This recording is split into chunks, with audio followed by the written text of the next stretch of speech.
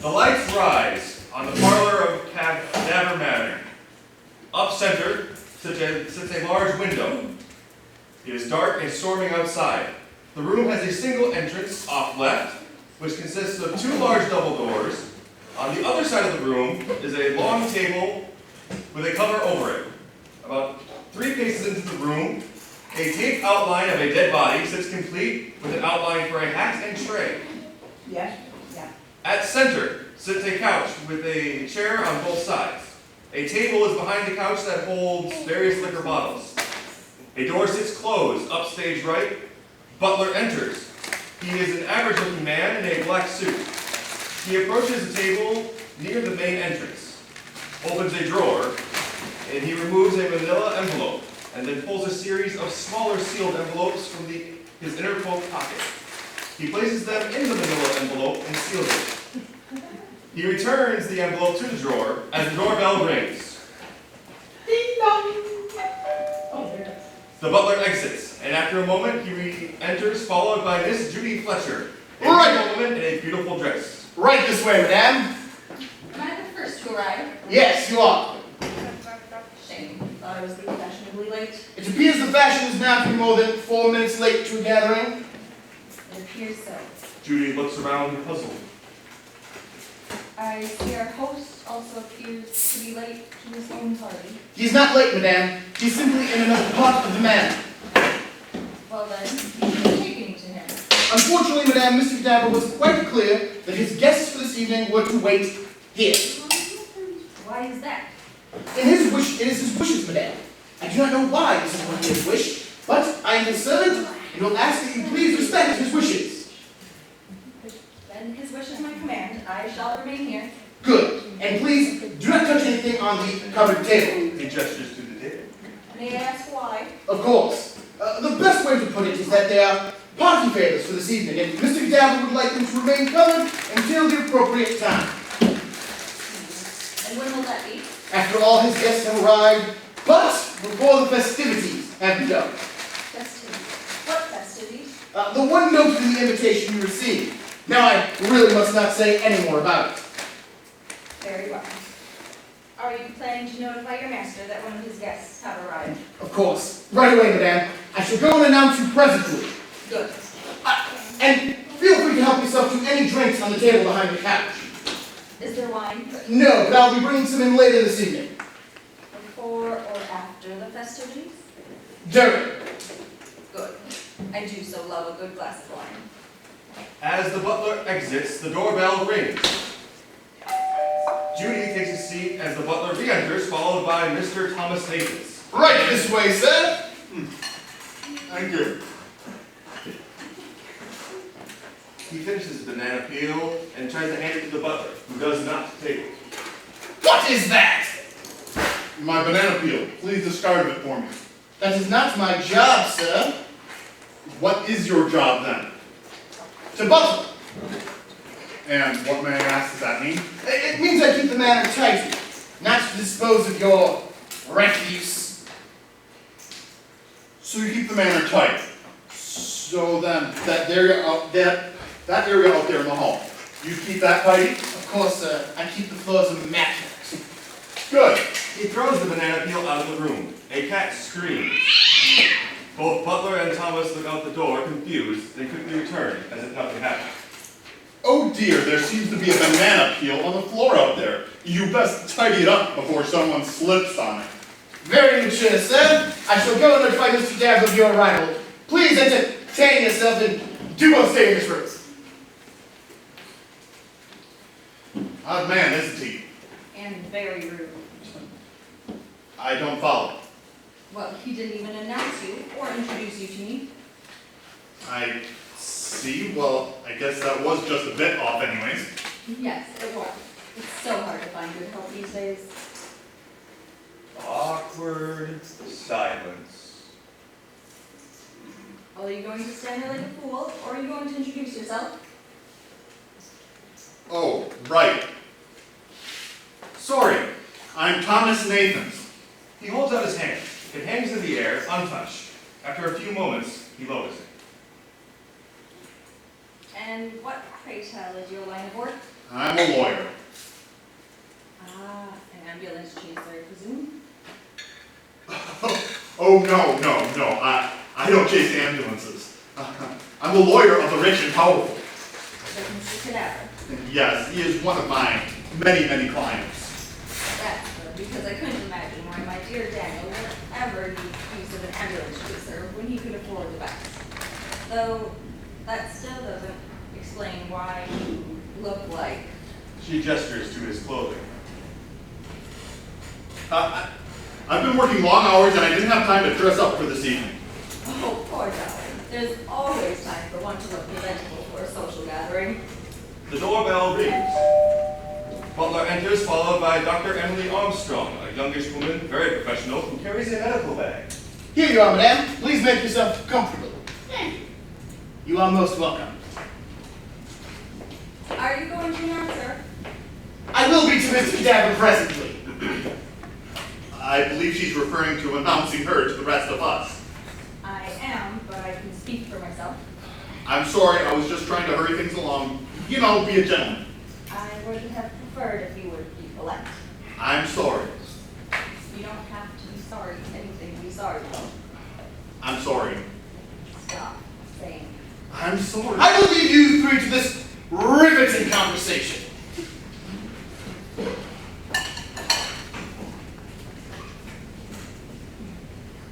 What a frustrating butler. There is an awkward silence.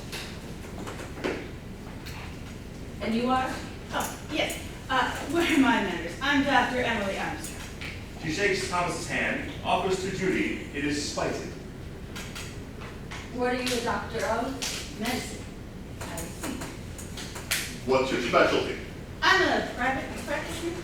She opens her medical bag and looks inside. She quickly removes a thermometer, a few needles, and quickly a stethoscope during her next slide.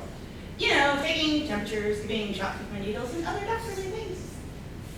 So there's very little chance of you being called away in the middle of this evening? Oh, very little. Unless one of my patients is in serious medical need. Otherwise, I'm free on it. And you are? Thomas Nathans, man of the law. I see.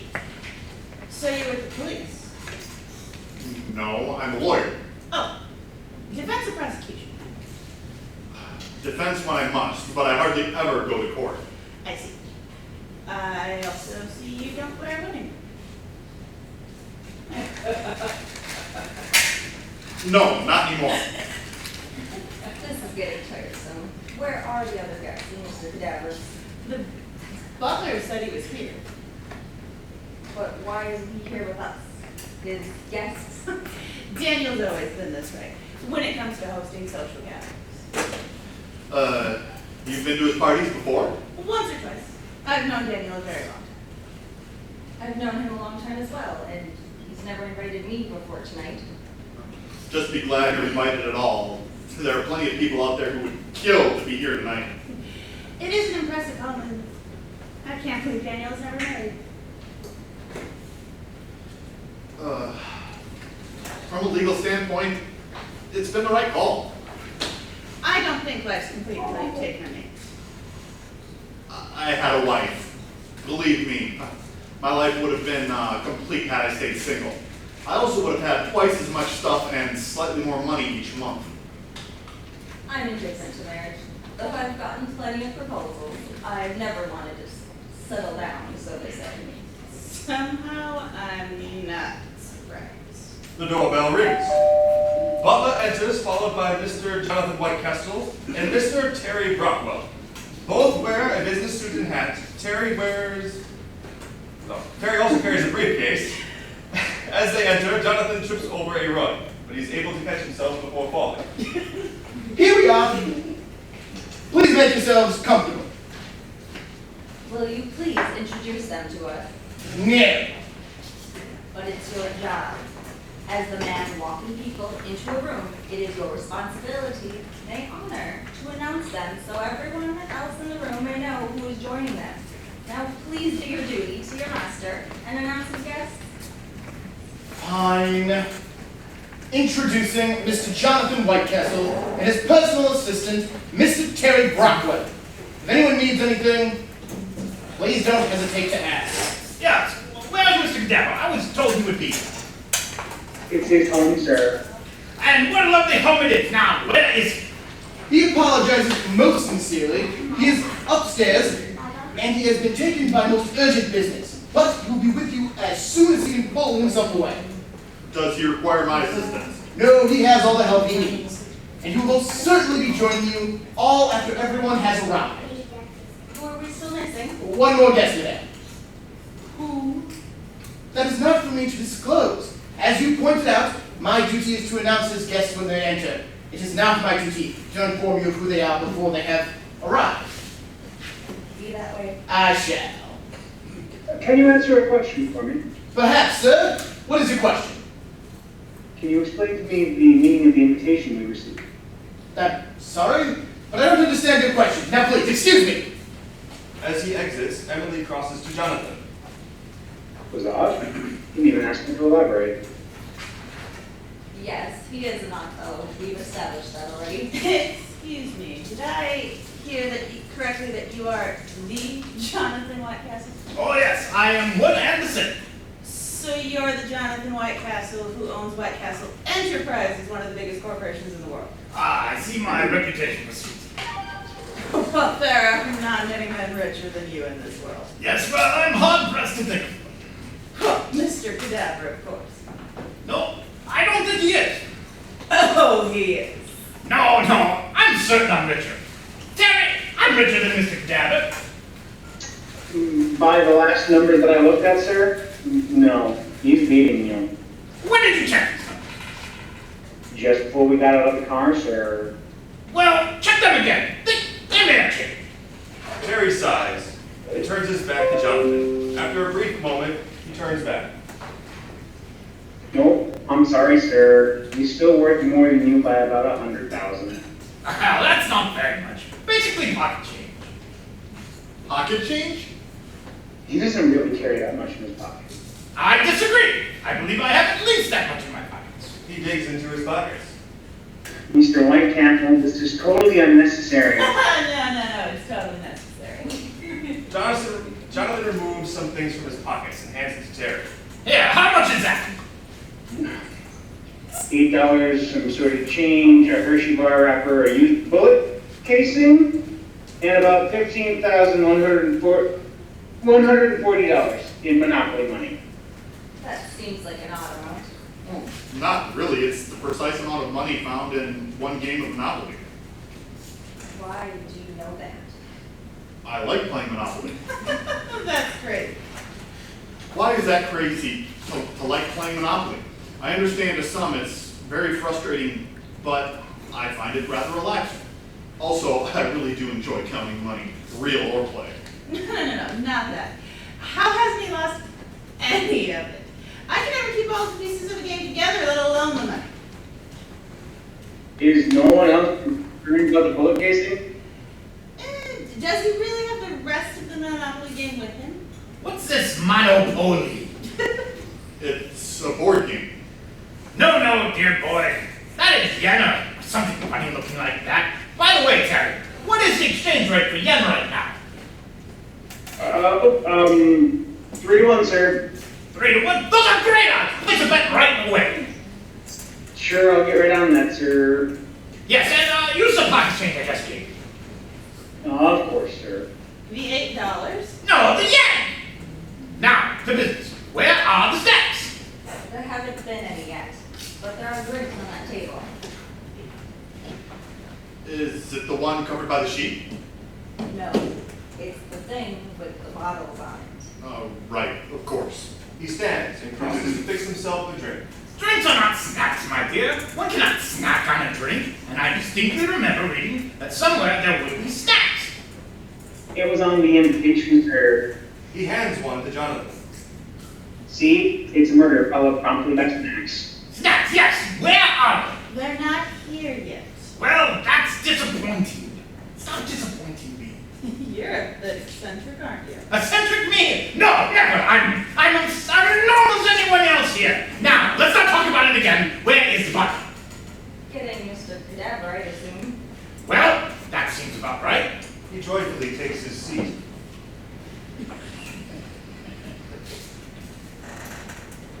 Does anyone know why Daniel is throwing this little get-together? I haven't the foggiest. I received the invitation in the post a few days ago. It sounded like a lark, so I cleared my calendar. Post? Larf? What? You talk funny, my dear boy. I do not. Those are normal words. No, my dear boy. Those are most certainly not normal words. Whatever. I refuse to let people judge my nomenclature. Now you're just using a big word to impress us all. I'm not. I'm sure this is just one of those fun little murder mystery games. You know, because there's going to be a murder. Followed promptly by snacks. Yes, Mr. Whiteapple. This is very unlike Daniel. I've never known him to do anything whimsical. Oh, he can have a sense of humor when caught in the right movie. He can also be a mean-spirited, spiteful man in the right situation. Yes, he can be. Of course, no one would say that in space. No, never. Not if they wanted to do business with him ever again. Oh, I've done it, and I would do it again. What have I done? That doesn't matter, sir. Good. The doorbell rings. After a moment, the butler enters, followed by Mr. William Fawner, a very prompt man in dapper suit. As he enters, a crash of lightning can be heard. And all the guests jump, except for John. What was that? Just wolf lightning, sir. From where? I believe they come from the sky, sir. Some people believe it is the Norse god Odin throwing them. Others think it's God bowling. I, however, believe that it is a naturally occurring electrostatic discharge during which two electrically charged regions in the atmosphere, or ground, temporarily equalize themselves, causing the instantaneous release as of much as 1 gigajoule of energy. But it's perfectly tempered outside. Not a cloud in the sky as far as I can see. And no rain falling either. So tell me, where did that lightning come from? And where is the rain coming from? I can see it falling right out of that window. They're coming from the same place, sir. Where's that? Oh, from the machine that's set up outside that window. Mr. Cadaver had it installed this morning, for this very occasion, to create the proper ambience, I believe were his words. Huh. Who's ringing at that window? I didn't notice. Neither did I. How astute of you, Mr. Forgive me, I forgot my duty yet again. Ladies and gentlemen, may I proudly introduce the founder, chair, the CEO of the Fauna Foundation, and one heck of a nice guy who's also a part-time private detective, Mr. William Fauna. Yes, very nice, thank you. He generously tips the butler. Well, excuse me, butler. Is this an outline of a dead body on the floor, I see? Very astute, sir. That is in fact an outline of a dead body. Someone's died here. No, of course not. Not yet, anyways. William bends down and removes a magnifying glass from his pocket and inspects the floor. Well, judging by the height and its apparent weight, I believe it's the outline of your host, Mr. Cadaver. Precisely it is. I knew it. Why would that be then? Well, I've deduced that the murder we're having tonight is right here. And then the snacks. Yes, and then there. Well, let's get to it then. Not so fast, Mr. Whitecastle. Even though Mr. Fauna has deduced a few parts of this evening's events, he has not solved anything. Hold it. I have something to say, but first, I need to use the bathroom. Where can I find one? Right over there, sir, through that door. Thank you. No one do anything until I get back. I don't want to miss something important. Jonathan exits. That's a strange place for a bathroom. Mr. Cadaver insisted that a downstairs WC be added into this room. His statement, if I remember correctly, was, when one has to go, they have to go. WC. Well, it's candy, my dear. It's a delicious buttery treat. Nuts in your mouth. I never would have taken Cadaver to have a room dedicated to them. And I'm going in after he's done. It's the British term for water closet, sir. It means the bathroom, sir. That makes more sense given context. Thomas re-enters, drying his hands. He throws the towel back into the room. No, that's what I was going to say. Can someone please tell me why they can say deduce and no one cares, but I use larf and I'm a laughing stock? Larf? Because he's a billionaire detective and he's the butler. They're allowed to use odd words. I object! Overruled! You're not a judge!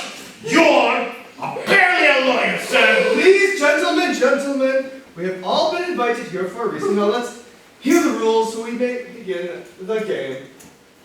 And the sooner we begin the game for Collect Castle, the sooner we get our snacks. Oh, who says I'm sharing? You're so brilliant and rich, Mr. Farner. Clearly the richest man in the room. Whole house, I'm currently worth substantially more than Mr. Cadaver. But I have more yet. Of course you do, sir. Emily notices a spot on William's shirt. Mr. Farner, you appear to have a spot of something on your shirt. Oh, that's nothing. Just some Aaron's coffee that went around the car. Just coffee. It almost looks like blood. I assure you, it is just a spot of coffee. I'm in perfect health and fully without wounds. Well, I am a licensed doctor. I could judge that for myself in the privacy of my own office. That's it. No. That's that. I have a personal physician. How personal. Is no one going to ask who I am? I didn't see the need. That is very obvious who you are. There's no man or woman who hasn't seen one of your films since you're the wickedly beautiful screen starlet Judy Fletcher.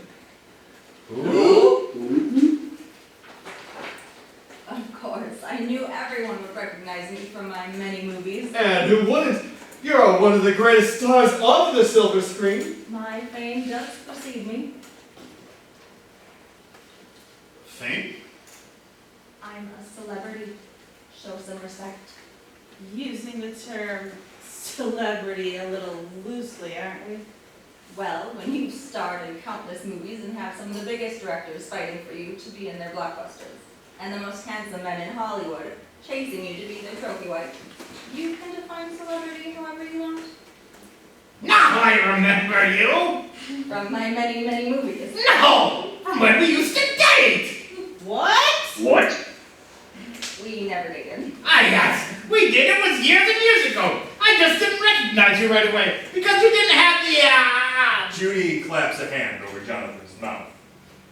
Finish that thought, and I'll make sure you never see any of those snaps. all right, I'll be good. I'll be good.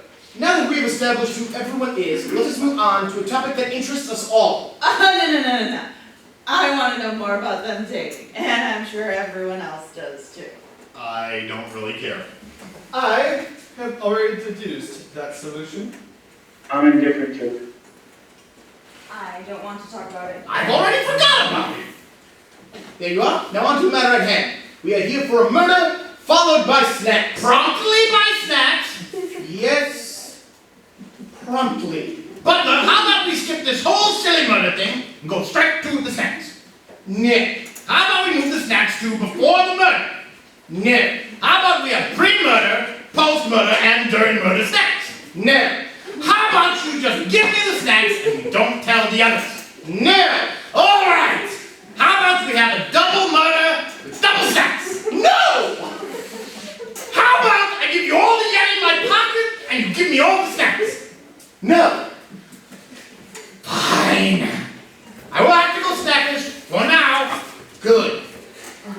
Can we just get on with this? I have other cases to solve, you know. Yes. Of course, Mr. Farner. You have all been requested here by Mr. Daniel Cadena to participate in his murder. His fake murder. I'm afraid it's quite a real one. Mr. Cadena believes that one of the 6 of you is capable and willing to murder him, and he is willing to test this theory with his own life.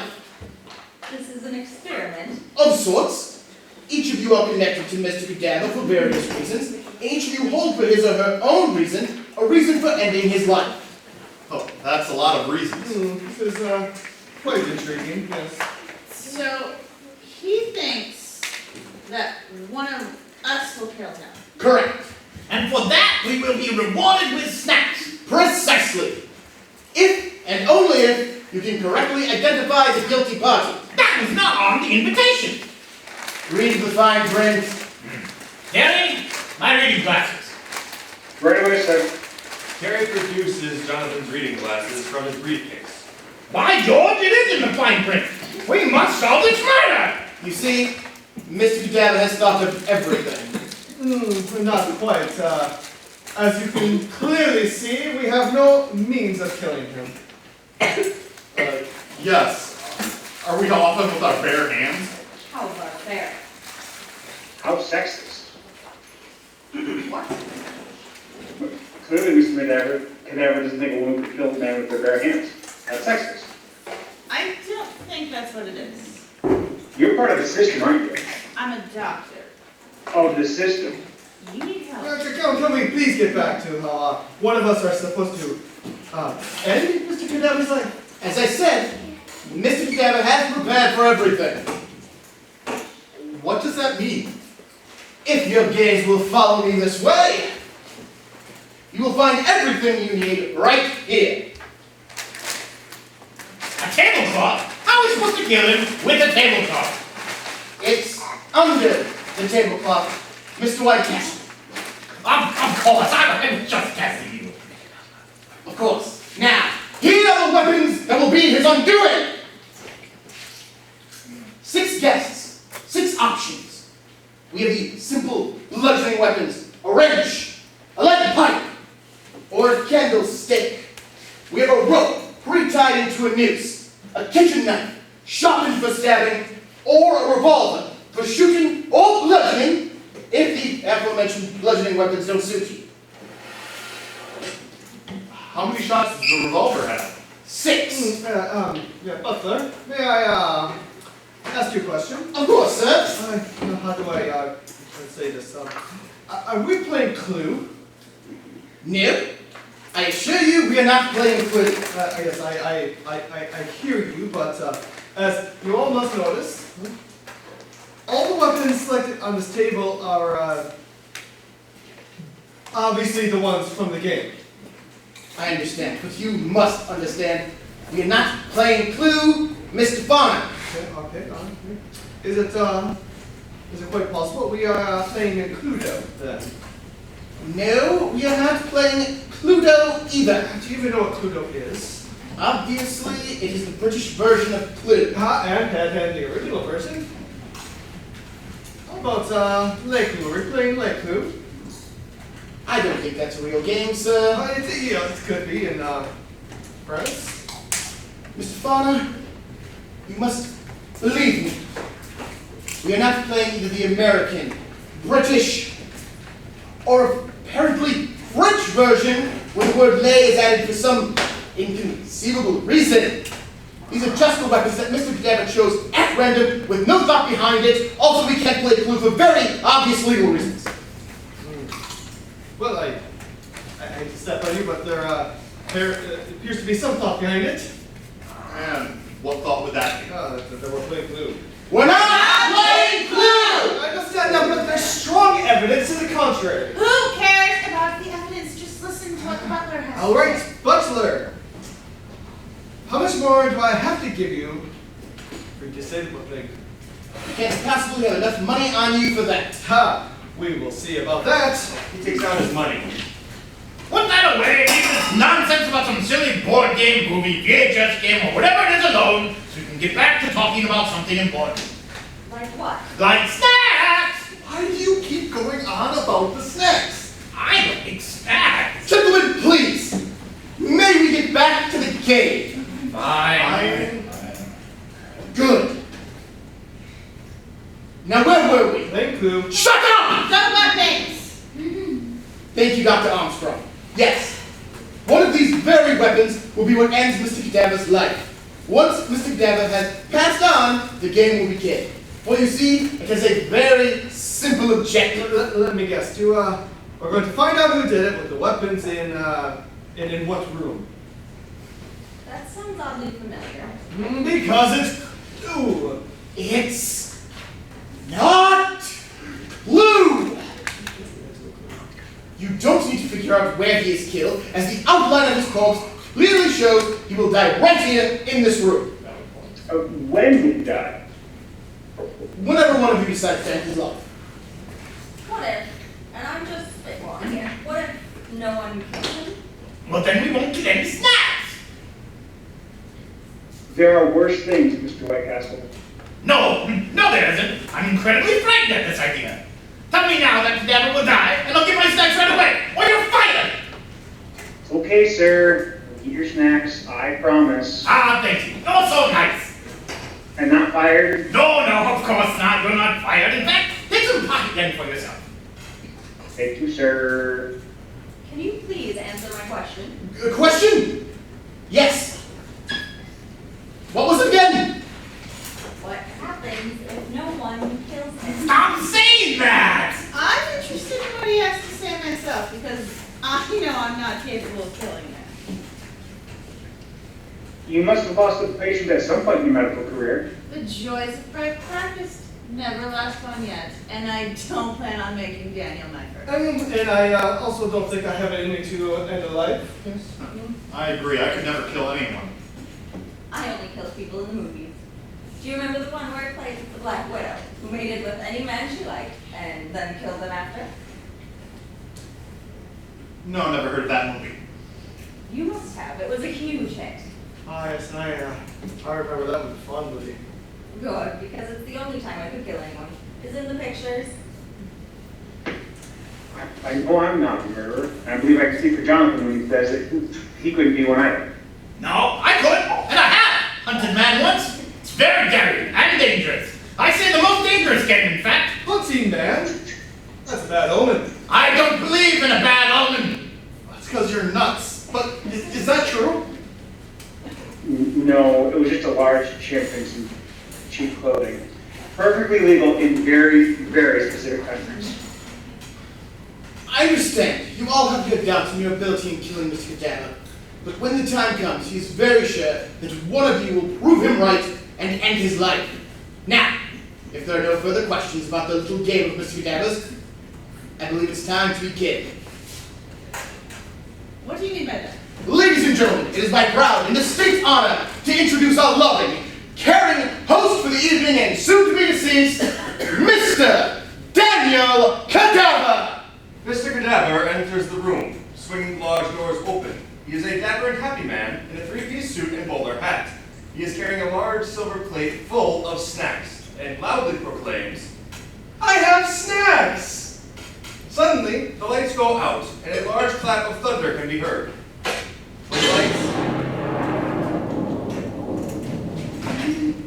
When the lights flicker back on, all the guests are now standing and each holds one of the weapons from the table. Mr. Cadaver now lies dead in his own corpse outline, perfectly. The guests are clearly shaken by this event.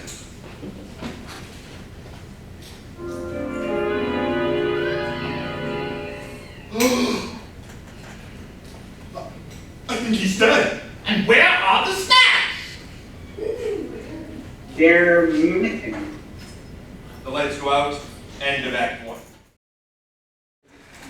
Begin Act 2. The lights rise. Absolutely nothing has changed in the room. The guests are all in the same spots as the end of Act 1. They gasp at the dead body now lying on the floor. I think he's dead. And where are the snacks? They're missing. That was quick. How did it happen? Clearly, one of you left off his seat in the dark, grabbed a weapon from the table and killed him. What about? What about you? I could never kill anyone. But you're holding the rope. We are all holding one of the weapons. So it could have been anyone in this room. How can you be sure it was one of the weapons that killed him? Because that's the game. That may be, but we must first assess the body. Dr. Armstrong, of course, will do the others. I will do no such thing. What? But you're the doctor. For the living. Once they die, no longer my problem. Well, someone needs to make sure he's dead. Will someone please check him and see if he has my snacks? I'm not touching him. I refuse to get my fingerprints on that body. That's how they get you, with your fingerprints.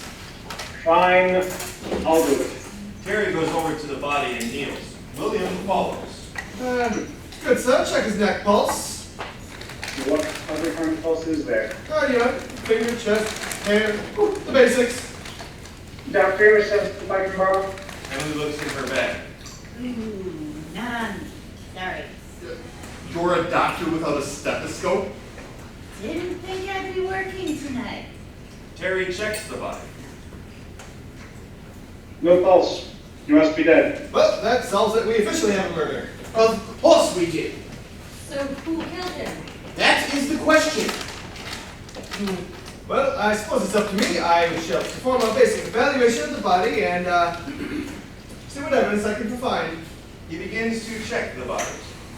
Of course, Mr. Farner is a detective by trade. He'll have this figured out in no time. And then we'll have snacks. No, I would say so much a detective by trade. It's more of a hobby, but quite good if I do say so myself.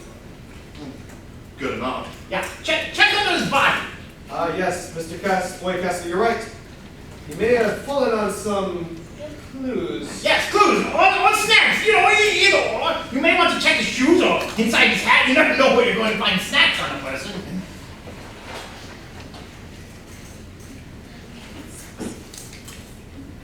You have weird priorities. Anyway, Mr. White Castle, we're looking for clues. Our priority is to figure out who killed Mr. Cadaver, and then once that has been found out, we can locate the snacks.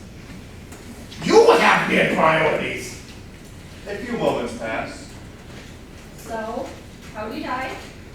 I'm not sure. There's obviously no signs of struggle or duress, no wound of any notable size. Seems to be a perfectly healthy man who just died.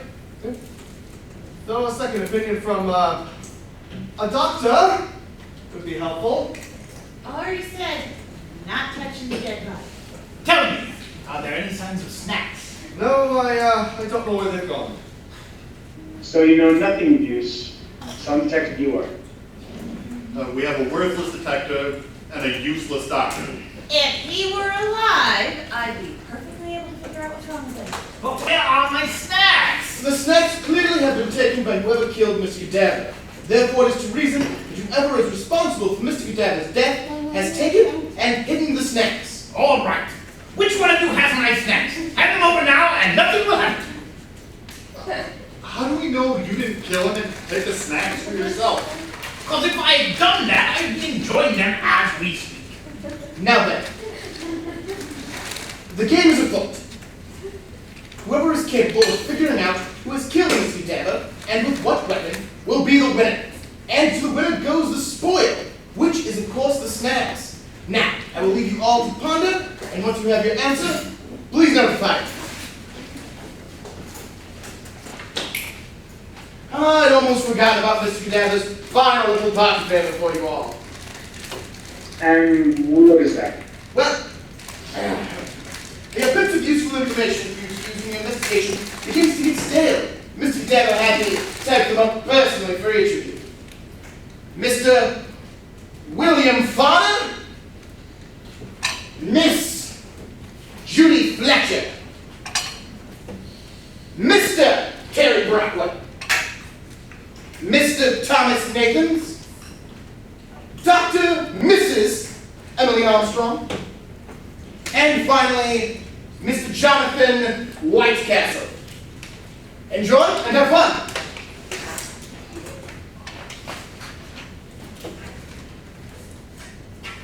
All right, who did it and with what?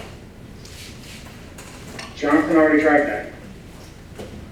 I thought maybe if someone with a level head tried it, people would listen. I have a metal head. A level head? Level-headed people don't think that monopoly money is good. Don't you dare talk about my getting that way. I work harder than that.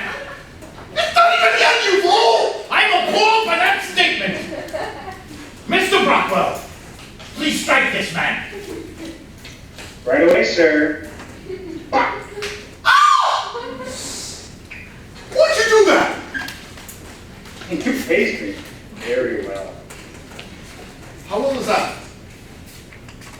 background checks. Like, you tell him how much you want and he just gives it to you? No, I mean literally.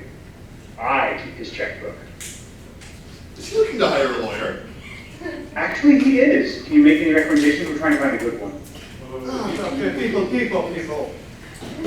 We need to begin by ruling out suspects. But you heard Butler. We all have motives. True. Maybe just spitballing here. We all kill them together as a team? What does this look like? Orient Express. What? You know, that's the solution to the book by Agatha Christie, The Murder on the Orient Express. Spoiler alert. No, nobody? No, never mind. Okay. Maybe instead of ruling out people, we need to rule out weapons. How would we do that? Well, take the gun in Emily's possession. Give me that! I mean, not literally. Now, when the lights went off, I, for one, did not hear a gun fired. Any of you? No, that's okay. So all in agreement, yes? Yep. Therefore, it stands to reason that it was not fired. And if it was not fired, then the barrel of the gun should not have a smell to it. I don't smell anything. See? Then we can deduce it was not the gun, and we can move on. Huh. All right, moving on. He throws the gun and it goes off. Terry falls. Obviously dead. Thomas stands in shock, and the other guests look over for a moment and then return to what they were doing. Thomas falls to his knees, screaming, and no one cares. Oh well. Anyways, I would like next to rule out the knife, Why is that? because I believe I can prove that it was not the murder weapon. And how do you prove that? Very simple. When I did my inspection of the body, I noticed there was no blood. Now, had anyone stabbed Mr. Cadaver, there would be blood. I don't agree. What do you mean? If someone is stabbed, there's blood. I think you're just trying to rule out the knife because you're holding it. Am not. Oh, sorry, Muffin. The cat's name is Muffin? Yes, and it was his father's name. Wait, the cat's father or Mr. Cadaver's father? It's both. People, please! We're getting farther and further away from what's important here. And what would that mean? We need to figure out who has my snacks! Terry pops back up. That is a good question. Glad to see you're doing better. It's only a flesh wound. Right. So who has the snacks? That might help us discover who the culprit is. Yes, now you're talking my language. So I suggest, gentlemen, turn out your pockets. Ladies, empty your purses or what's not, and whoever has the snacks is our murderer, yes. None of them have the snacks. Well, that didn't work. The butler enters, followed by two men with the gurney. The body's right here, boys. Please dispose of it in the usual way. What are you doing? Collecting Mr. Cadaver's cadaver. Must keep the man tidy. Cadaver is loaded onto the gurney. One of the men whispers into the butler's ear, pointing to where Terry died. No. We'll come back later. The man nods. Both exit with the gurney. Well, I shall return with some lovely wine for you all momentarily.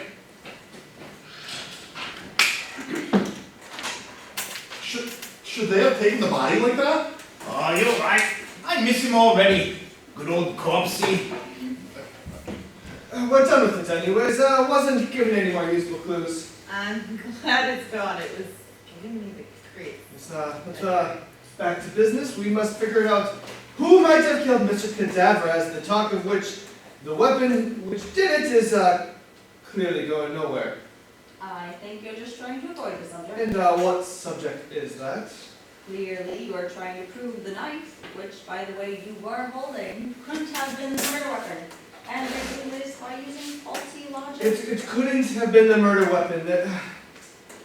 Judy, when someone is stabbed with a knife, there is a clear stab wound with blood.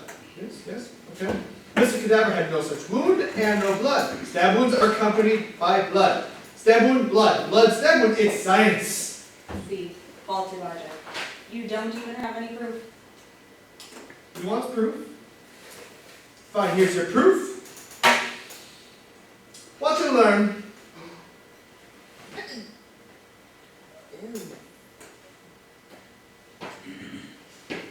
You're a doctor, right? Yep. Was this a bad idea? Yep. Thought so. He falls over, stone dead. Dead guy.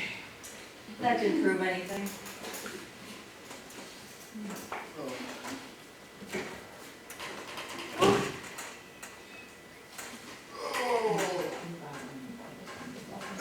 There's something very obvious we've overlooked. And what breakdown is that? Well, in most murder mysteries and old houses like this, the murderer is usually the butler. By George, he's right! But he wasn't holding a weapon. William pops up, apparently unharmed.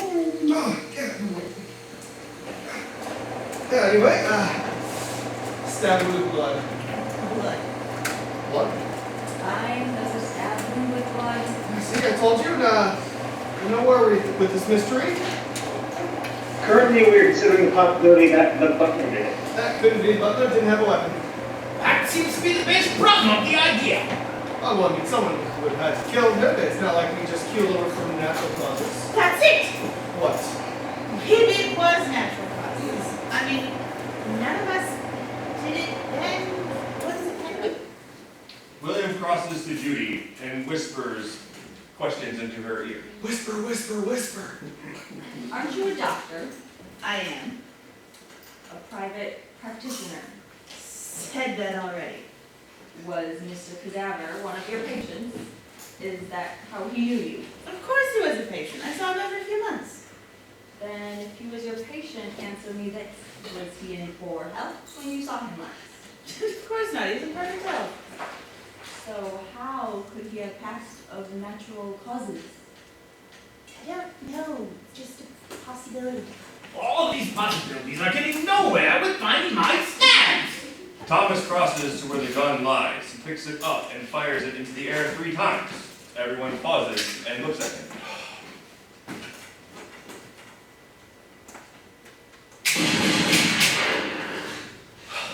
What? I've got to go to the bathroom again, and I don't want to miss anything. So don't move and don't do anything detective-y kind of stuff until I get back. You checked for a UTI. He drops the gun and exits into the bathroom. Well, I'm not waiting for him to get back. I still say the butler did it. We should question him further. Fine, fine, sir. How do we get to him? Like so. Butler!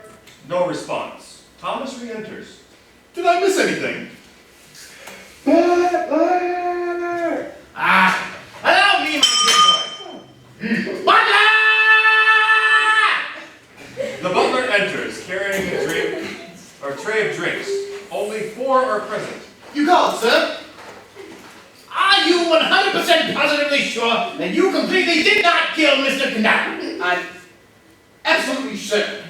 Here's the wine for all of you to enjoy. Well, we might as well wet our whistles. I hope this is a good vintage. She crosses and grabs a glass. The rest follow. The 4 glasses have magically turned into 6, 1 for each guest. We should toast. That's a good idea. But to what?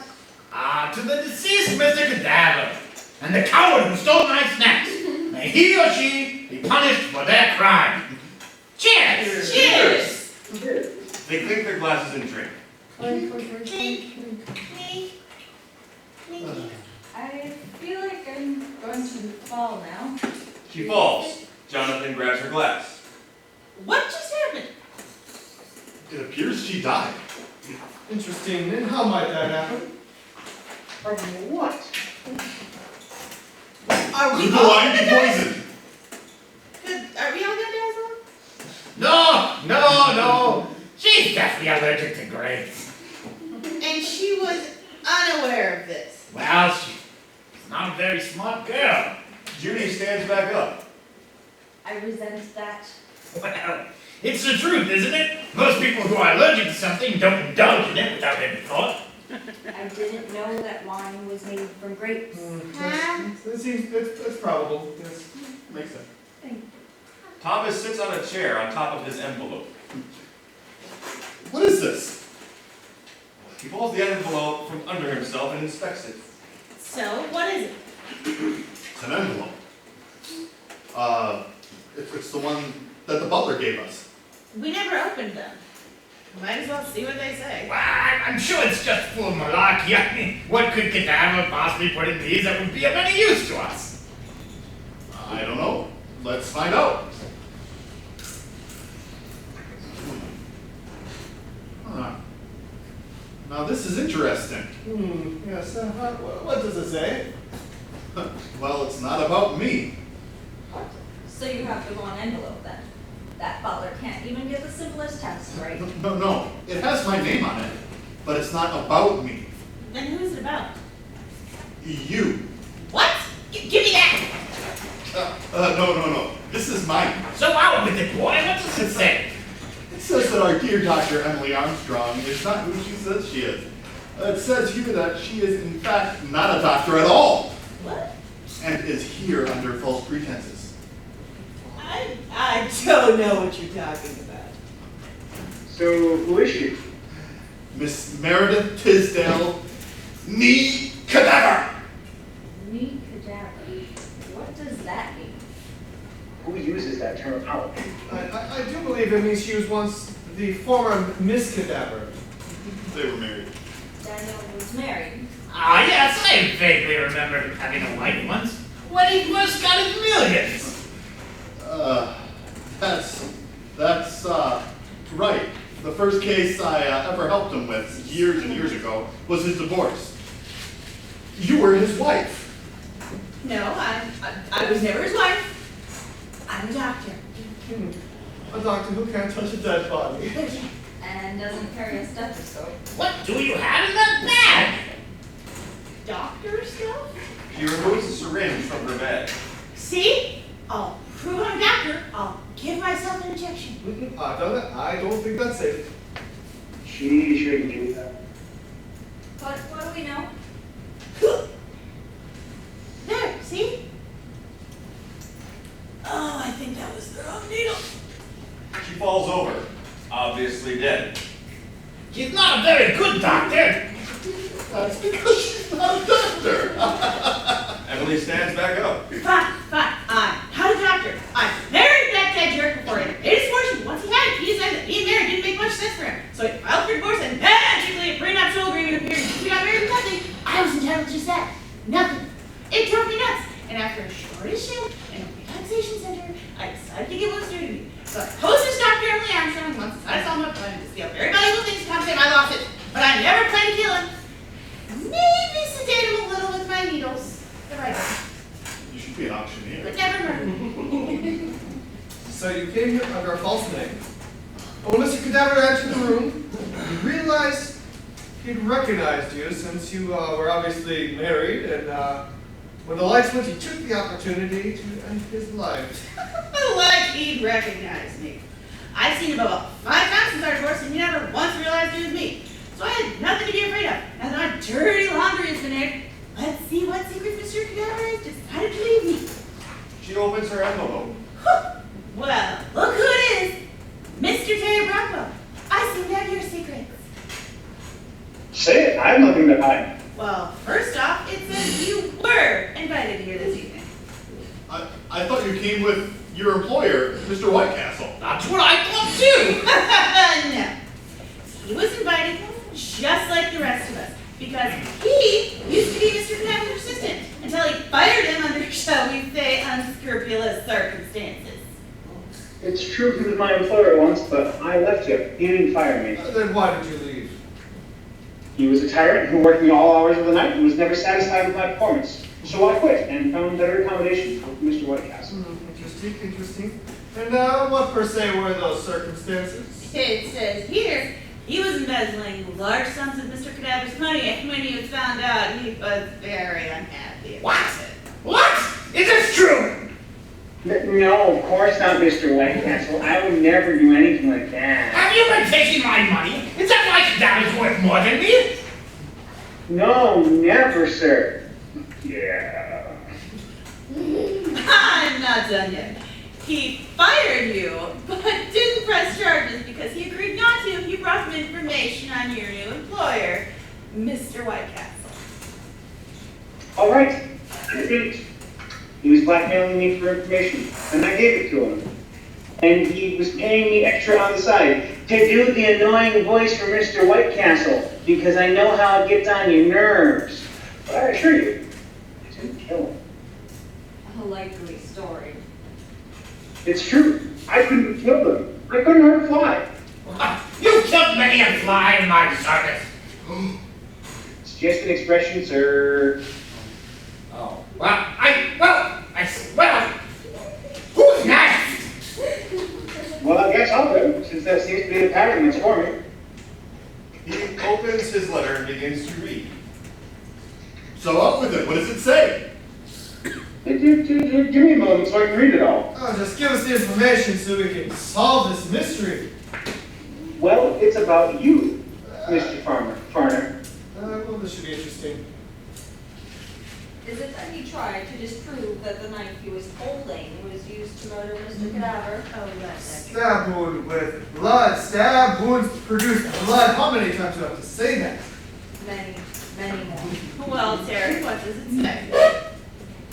Well, it seems that Mr. Farner here and Mr. Cadaver had some business dealings together. Yes, dealings do not a murderer make. Unless, of course, Mr. Cadaver had just bought you out of these business dealings, telling you that it was unprofitable and was going under, just for you to find out less than a month later that they were bringing in, what was it, 6 times what the business was worth to you when you sold out. There was that tiny little incident. I can see where this is going. Yeah, it seems that you found out Mr. Cadaver knew the whole time that huge profits were just around the corner. And, well, he played you like a fiddle. I like the fiddle. Hates the fiddle. Beautiful estimate. And that's why you're here tonight to confront Mr. Cadaver about these business dealings. And that's why you killed him. I'll admit it. I was a little miffed at the matter, but I did plan to confront him here about it tonight. Wasn't going to kill him over it. I was just going to tell him that if he didn't cut me back in, I was going to stop doing business with him and, have all my associates do the same. It's nowhere near murder. If anything, it's justice. Anyways, we haven't heard my evidence yet. He opens his envelope. So what do you have? Jonathan? Thomas? Spirit? I have a certain Mr. Jonathan Whitecastle. Absurd. I've lived a peaceful life.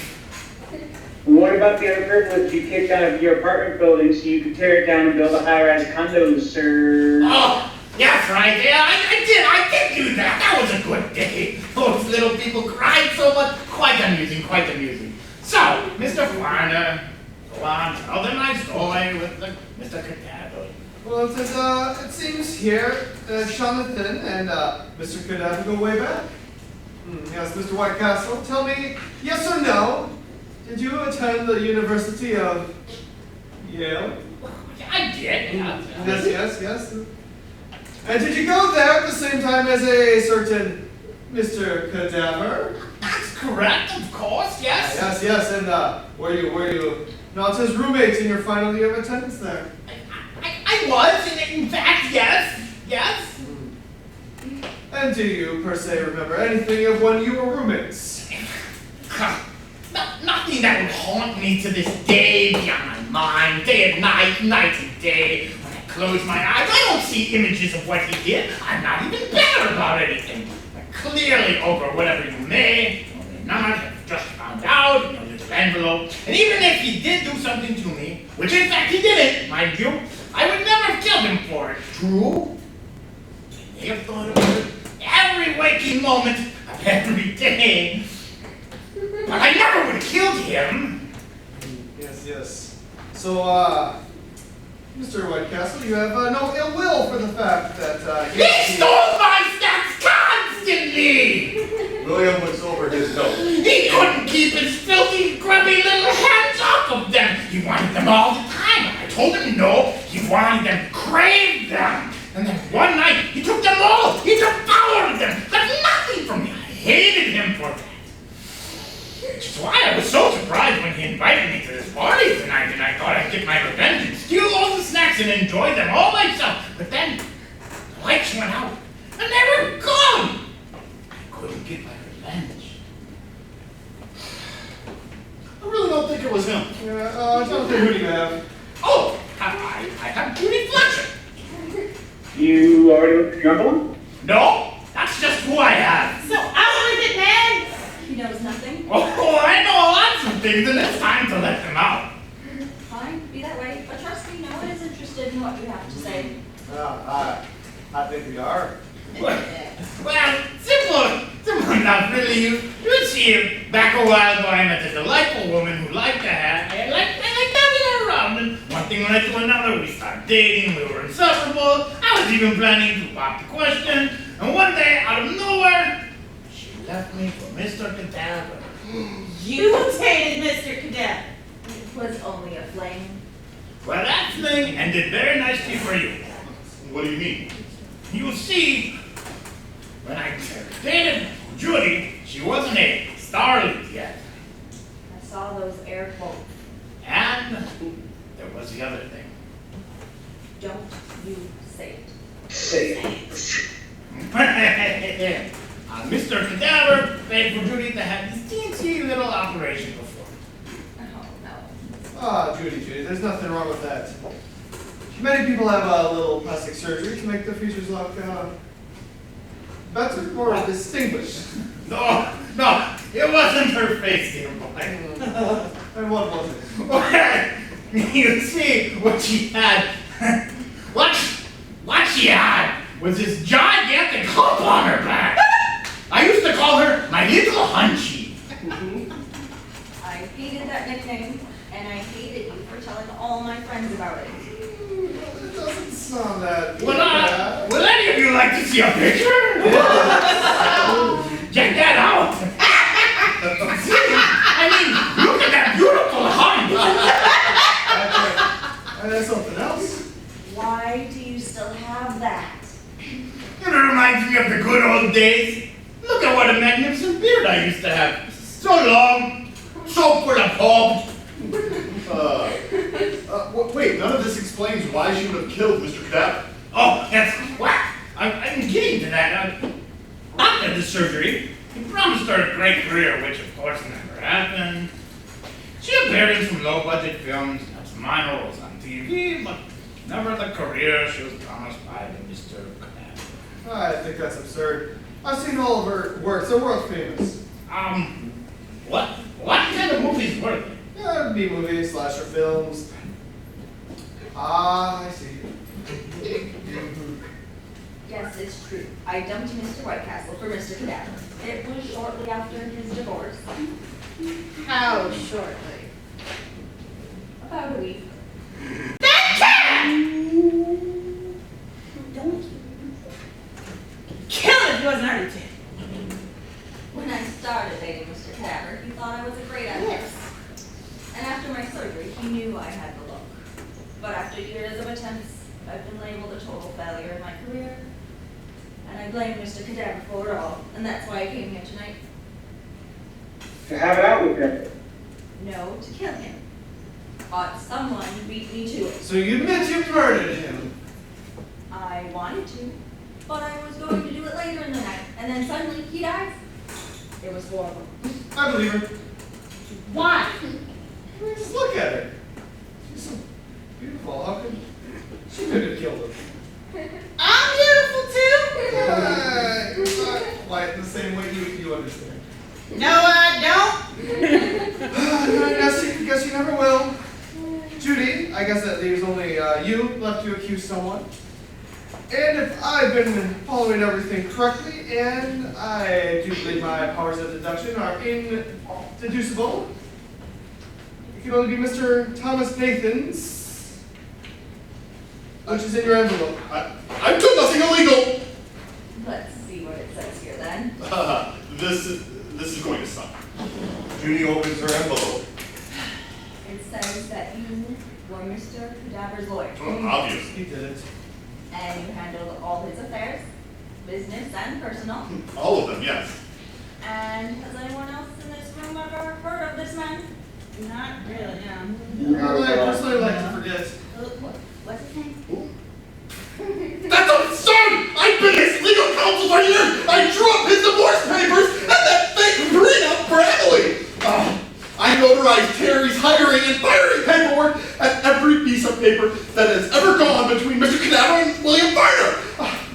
I was in the same class as Cadaver and Jonathan. We even lived on the same floor that year! I drafted all your contracts for your movies, Judy! How do none of you know me?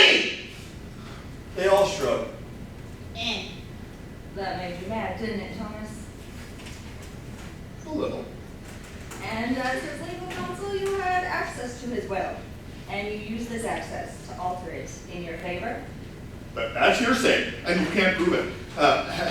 Anyways, we don't have a copy of the will. Here's Mr. Cadaver's will! Oh, come on! Read it. Read it.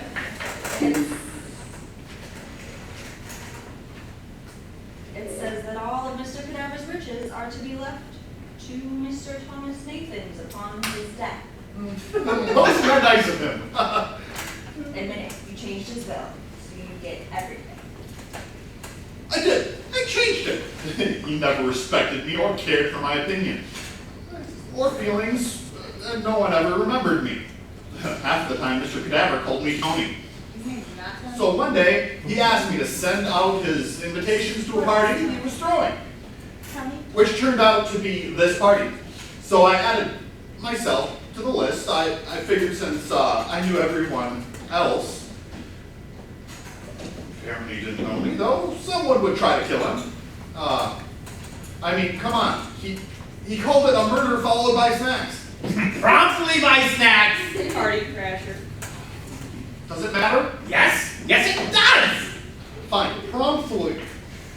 And then I altered his will. So I get everything, but I didn't kill him. I was going to let one of you do that. And he did. Just as I knew one of you would. Unless, of course, yes. Yes, it makes perfect sense. What is it? What if there's someone else in the house? Inconceivable. No. You see, we've been thinking this whole time that it had to be someone in this room. But what if there's someone else hiding in one of the other rooms? I say we search the house. I agree with William. That is a stupid idea. I do believe I said inconceivable. Fine, I'll search the house myself. I'll go with you. Thank you. Thomas and Terry exit. After a moment, there is a loud crash, followed by a cat screaming. The others rush to the door. What happened? He slept? Muffin? No. Looks like a banana peel. Oh. Seriously, but I heard a cat. Yeah, no, he slipped on the banana peel and then kind of landed on the cat. Is he alright? Terry re-enters. No, Muffin's dead. So is Tommy. Well, that didn't work. Told you it was a terrible idea. Wasn't that bad. We're never going to find the snacks.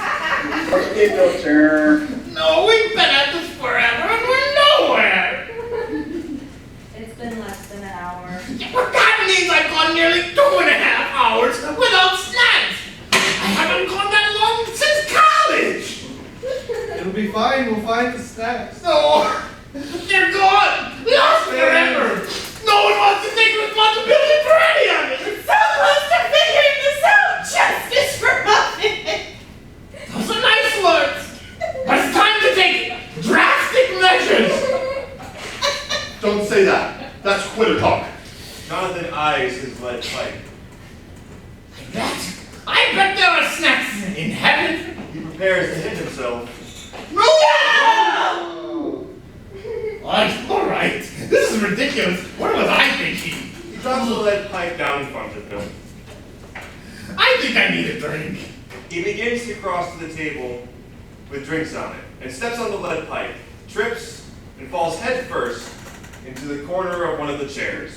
He falls dead.